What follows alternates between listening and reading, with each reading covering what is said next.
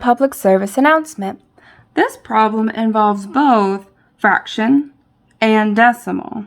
Okay, you should be using your note either on page 12 if you're multiplying with decimals, 13 if you decide you're dividing with decimals, 14 if you decide you're going to multiply with just fractions, and 15 if you're going to decide you're going to divide with just fractions. Okay, you should also be using your throw-up sheet. First of all, you need to convert them to the same measurements. To do that, you're going to need the bottom right of your throw-up sheet to convert that fraction to decimal. Okay, you're also going to need the top of the measurement side where it gives you the rules on multiplying or dividing decimals. You should also be using both of those and your notes and anchor charts and your partner if you need help. Okay, so the first thing you need to do is to decide what the problem's asking and then decide what we need to do with your numbers. So number 5 says, Amanda purchases 2.5 pounds of lemons. Okay, pounds of lemons. The lemons were priced at $1.58 per pound. Remember, per is one of those little ding, ding, ding P words. Per, each, every, that just mean number 1. So $1.58 for 1 pound. How much did she spend on lemons? Okay. So Amanda purchased 2.5 pounds. If we know that it's $1.58 for 1 pound, how much did she spend on those lemons?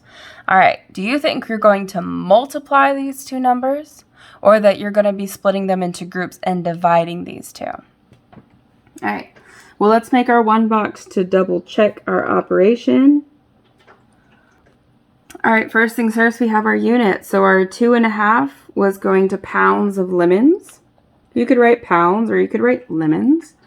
Our $1.58 is how much money she spent. Okay, so $1.58 pertains to the money per pound. All right, so our original numbers, first of all, we need to convert them to the same type of number. I don't know about you, but converting to decimals, doing operations with decimals is the way that we have been encouraging all year how to go.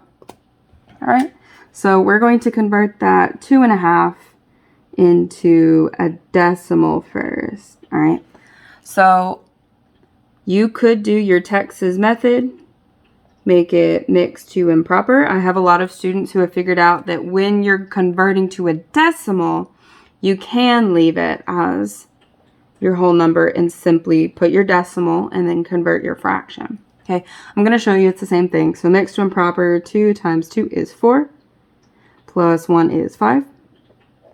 Okay, and we keep our denominator the same. So total I had 5 halves.